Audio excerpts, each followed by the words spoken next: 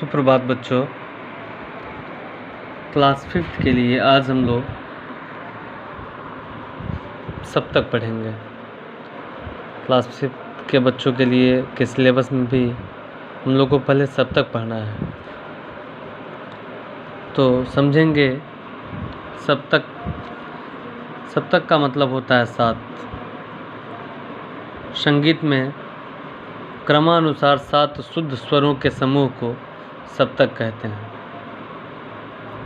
क्रमानुसार serial wise, यानी सा के बाद रे, रे के बाद ग, ग के बाद म के बाद प, प के बाद ध, ध के बाद नी। इस तरह के क्रमानुसार 7 शुद्ध स्वरों के समूह को सप्तक कहते हैं। यह 3 प्रकार के होते हैं: मंद्र सप्तक, मध्य सप्तक और तार सप्तक। मध्य सप्तक जिस स्वर से हम अपना गायन शुरू करते हैं, यानी जिसको हम अपना सा मानते हैं, जिस स्वर को हम अपना सा मानते हैं, वहाँ से 7 शुद्ध स्वर सारे ग म प ध नि स्वर मध्य सप्तक के स्वर होते हैं। इनके स्वरों के ऊपर नीचे किसी भी तरह का कोई चिन्ह नहीं होता। इन स्वरों को गाने पर गले पर दबाव पड़ता है। और मंद्र सप्तक गाते बजाते समय जब हमें नीचे के स्वरों की आवश्यकता पड़ती है तो हम मंद्र सप्तक के स्वरों को प्रयोग में लाते हैं, जहाँ से हम अपना सा बोलते या गाते हैं। जैसे सा, अब इसके पहले नी ध।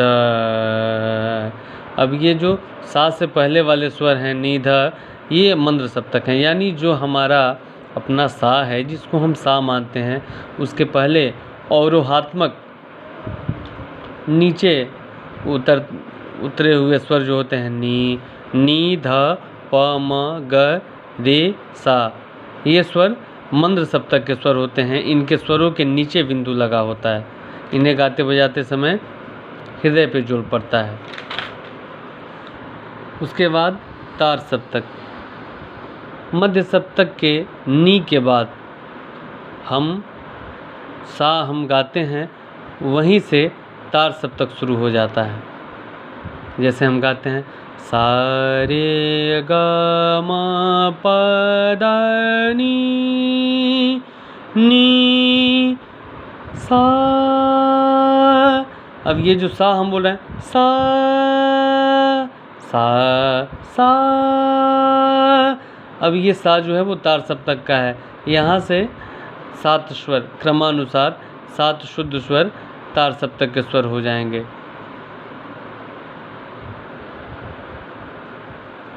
इन्हें गाते समय तालु पे, जीभ का जो मुख में जो तालु होता है, तालु पे जोर पड़ता है।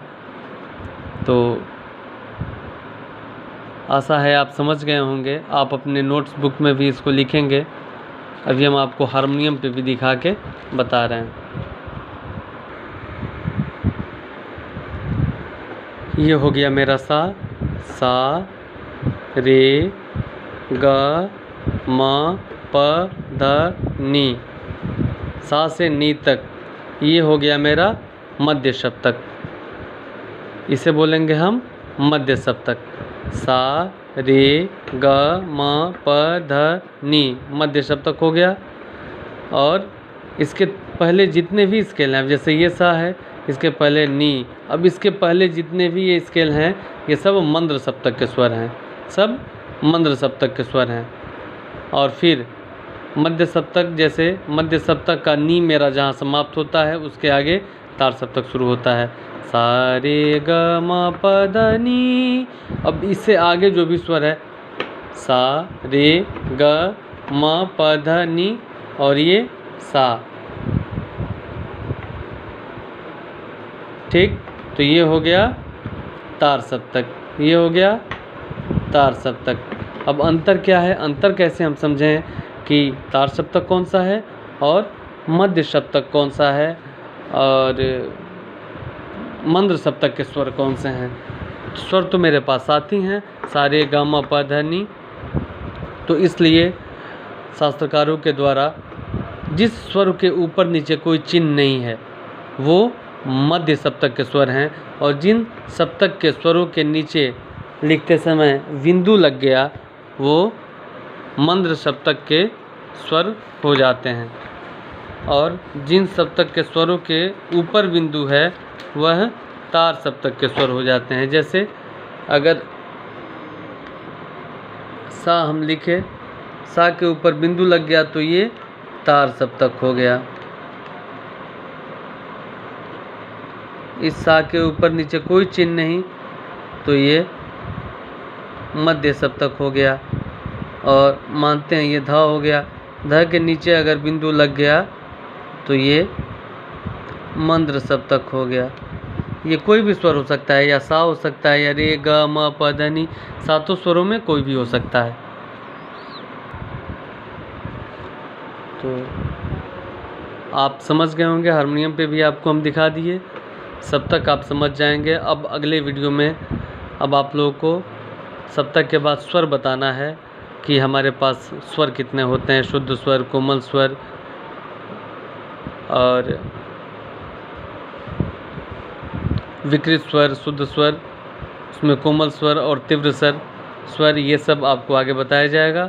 इतना आप अपने नोट्स बुक में नोट कर लेंगे और समझेंगे ताकि आगे आपको बताया जाए। तो सप्तक की बहुत ज़रूरत है, हमेशा ज़रूरत है। अगर आप सप्तक ठीक से समझ नहीं पाएंगे तो आगे हम जो बताएंगे उसको आप ठीक तरीके से समझ नहीं पाएंगे। तो अच्छी तरीके से समझेंगे। अगर कहीं भी आपको दिक्कत हो रही है समझने में, असुविधा है, तो आप हमें कॉल करेंगे या फिर हमारे व्हाट्सएप नंबर पे अपनी समस्या बताएंगे। Okay, thank you.